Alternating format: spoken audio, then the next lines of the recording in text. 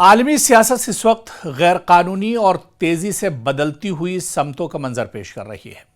ऐसे में रूस के सदर व्लादिमीर पुतिन का 4 से 5 दिसंबर तक हिंदुस्तान का सरकारी दौरा आलमी सिफारतकारी के लिए न सिर्फ एक अहम इशारा है, बल्कि यह दौरा भारत की खारजा पॉलिसी के तवाजुन, इसके स्ट्रेटेजिक इंतखाब और बड़ी ताकतों के दरमियान इसकी सिफारती महारत का भी बड़ा इम्तिहान है। यह सफर 2021 के बाद पुतिन का पहला भारत का दौरा होगा। जी हां, 2021 के बाद 2025 में पुतिन अब भारत के दौरे पर आ रहे हैं और इसीलिए इसे बहुत अहम दौरा माना जा रहा है और इस पर पूरी दुनिया की निगाहें टिकी होंगी। यह दौरा दरअसल ऐसे वक्त में हो रहा है जब भारत की रूसी तवानाई पर इन्हिसार तारीख के बुलंद तरीन सतह पर है। अमेरिका और भारत के ताल्लुकात नई कशीदगी से गुजर रहे हैं और यूक्रेन जंग ने आलमी ताकतों की सफबंदी को पहले से ज्यादा पेचीदा बना दिया है। यानी व्लादिमीर पुतिन के भारत दौरे की जो टाइमिंग है ये बहुत अहम हो जाती है। कई चीजें यहां पर बहुत इंपॉर्टेंट हो जाती हैं, जिस तरह से हमने बताया कि भारत की रूसी जो तवानाई है इस पर इन्हिसार बहुत ज्यादा इन दिनों है। अमेरिका और भारत के ताल्लुकात दरअसल नई कशीदगी से गुजर रहे हैं और यूक्रेन जंग ने आलमी ताकतों की सफबंदी को पहले से ज्यादा पेचीदा बना दिया है। तो ऐसे में रूस का यह दौरा भारत के लिए काफी अहम है। भारतीय वजारत खारजा के मुताबिक यह मुलाकात दोनों ममालिक को दरअसल एक बड़ा मौका देगी दो तरफा ताल्लुकात की पेशरफ्त का जायजा लेने के लिए, मुस्तकबिल के स्ट्रेटेजिक लाही अमल पर इत्तेफाक करने के लिए और इलाकाई और आलमी मामलात खुसूसन यूरेशिया, तवानाई और दिफा पर खुलकर बातचीत करने के लिए। यह बहुत बड़ा मौका होगा रूस के पास भी और भारत के पास भी। रूस और भारत के ताल्लुकात को खुसूसी और मरात याफ्ता स्ट्रेटेजिक शराकतदारी का दर्जा हासिल है, जो सिर्फ चंद ममालिक के साथ भारत के पास है। इसका मतलब यह है कि ताउन सिर्फ रस्मी नहीं बल्कि गहरी स्ट्रेटेजिक बुनियाद रखता है और ये रिश्ता अब एक और तरह से मजबूत हो जाएगा। पुतिन इससे पहले जब 2021 में भारत आए थे तब भी उनका पूरी गर्मजोशी के साथ इस्तकबाल हुआ था और भारत के रिश्ते मजबूत हुए थे, पटरी पर लौटे थे। और अब जब 2025 में भारत के दौरे पर पुतिन आ रहे हैं तो ऐसे में भारत और रूस के रिश्ते और ज्यादा मजबूत होंगे। दरअसल यह दौरा ऐसे वक्त बहुत अहम माना जा रहा है जब रूसी तवानाई पर भारत का इन्हिसार काफी ज्यादा बढ़ गया है। यूक्रेन जंग के बाद रूस की सस्ती खाम तेल की पेशकश भारत के लिए माशी तौर पर बहुत फायदेमंद साबित हुई है। भारत अब दुनिया के बड़े सारिफीन में है जो रूसी तेल और रियायती कीमत पर दरामद करता है। अमेरिका के साथ ताल्लुकात में क्योंकि भारत के साथ तनाव है, अमेरिकी सदर की जानिब से अगस्त में भारत पर ताजीरी पाबंदियों की वजह से माहौल कशीदा हुआ। ऐसे वक्त में रूसी सदर का दौरे भारत के लिए वाज़े पैगाम है कि वो किसी एक ब्लॉक के दबाव में नहीं आएगा और यूक्रेन जंग के पस मंजर में इसे गैर जानिबदारी के तौर पर देखा जाएगा। भारत ने अपनी खारजा पॉलिसी को स्ट्रेटेजिक खुद मुख्तारी के उसूल के तहत बरकरार रखा है। वो रूस को नाराज नहीं करना चाहता, ना ही मगरिब से दूर जाना चाहता है। यही जो एक बराबरी है, ये कहा जाए जो तवाजुन है, इस दौरे का एक अहम पस मंजर माना जा रहा है। अब सवाल यह उठता है कि क्या भारत यूक्रेन जंग के खिलाफ है या भारत का मौकिफ रूस और यूक्रेन जंग को लेकर क्या कुछ है। यह बहुत अहम हो जाता है क्योंकि भारत का जो मौकिफ है वो खुलकर रूस मुखालिफ नहीं है, लेकिन जंग मुखालिफ जरूर है।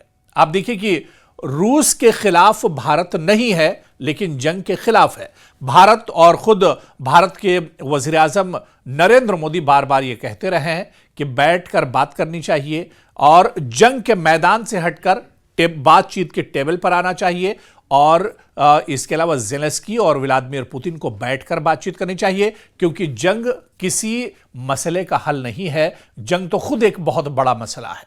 तो ऐसे में भारत हमेशा से जंग के खिलाफ रहा है, लेकिन भारत का झुकाव हमेशा से रूस के साथ भी जरूर रहा है। और ऐसे में आप देखिए कि भारत ने अपनी एक तरह से सिफारती जबान में जाहिर किया है, नाराजगी भी भारत ने जाहिर की है कि समरकंद में मोदी का यह जुमला था कि यह जंग का दौर नहीं है। दरअसल भारत का वाज़ेह मौक़िफ़ था, भारत जंगबंदी, अमन मुज़ाकरात और सिफारती हल की हिमायत करता है। भारत खुली मजम्मत से इसलिए बचता है कि रूस इसका अहम दिफाई पार्टनर है। भारत को तवानाई, टेक्नोलॉजी और दिफाई सप्लाई रूस से चाहिए और भारत आलमी सियासत में कतियत से आज़ाद रहकर काम करना चाहता है। यानी भारत की जो पॉलिसी है यहां पर बहुत वाज़ेह है कि रूस के साथ उसके ताल्लुकात भी बेहतर रहें और इसके अलावा भारत नहीं चाहता है कि दुनिया के किसी हिस्से में जंग हो। तो ऐसे में दिफाई ताल्लुकात जो हैं वो कहीं ना कहीं बहुत अहम हो जाते हैं। रूस क्योंकि अब भी भारत की पहली पसंद है, भारत आज भी अपने दिफाई साजो सामान का तकरीबन 37% रूस से ही हासिल करता है। टेक्नोलॉजी ट्रांसफर में रूस की बरामदगी भारत के लिए बहुत अहम हो जाती है क्योंकि सोवियत दौर से दोनों ममालिक का गहरा दिफाई ताल्लुक कायम रहा है। रूस ने भारत के आत्मनिर्भर भारत दिफाई मंसूबों में सरमायाकारी की है। मिसाइल, टैंक, आबदोज और जंगी जहाज, बहुत सा बुनियादी असलहा रूसी साख्ता ही भारत इस्तेमाल करता है। इसके अलावा आप देखिए कि तज्जियाकारों के मुताबिक पुतिन के दौरे में इस हवाले से कोई नया या हैरानकुन ऐलान मुमकिन है। अगर यह हुआ तो भारत के दिफाई तवाजुन में बड़ी तब्दीली भी इस तरह से आ सकती है। यानी तवानाई के मजीद तवील मुद्दती मुआहिदे, दिफाई मंसूबों पर नई पेशरफ्त, टेक्नोलॉजी और खलाई ताउन में इजाफा, इलाकाई मामलात खुसूसन चीन, वस्ती एशिया और बहरे हिंद पर मिलाप और मगरिब के दबाव के बावजूद भारत का गैर जानिबदार लेकिन मजबूत किरदार सबके सामने होगा।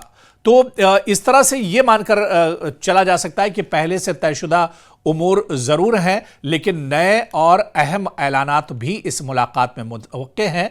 यह दौरा दोनों ममालिक के ताल्लुकात को नए स्ट्रेटेजिक मरहले में दाखिल कर सकता है। सदर पुतिन का दौरा इस बात का इजहार है कि नई आलमी सफबंदी में भारत और रूस अब भी एक दूसरे के लिए बहुत अहम स्ट्रेटेजिक शराकतदार हैं। यानी दुनिया की जो सियासत है या सियासी जो एक तरह से खैमाबंदी है वो भी कहीं ना कहीं अब बहुत इंपॉर्टेंट हो जाती है। भारत अपनी खुद मुख्तार खारजा पॉलिसी के तहत रूस के साथ ताल्लुकात को मजबूत रखने का ख्वाह है, जबकि मगरिब के साथ भी रवाबित बरकरार रखना चाहता है। और यह दौरा इसी तवाजुन सिफारतकारी की ताज़ा तरीन मिसाल है और इससे आने वाले महीनों में खित्ते की सियासत पर गहरा असर भी पड़ सकता है।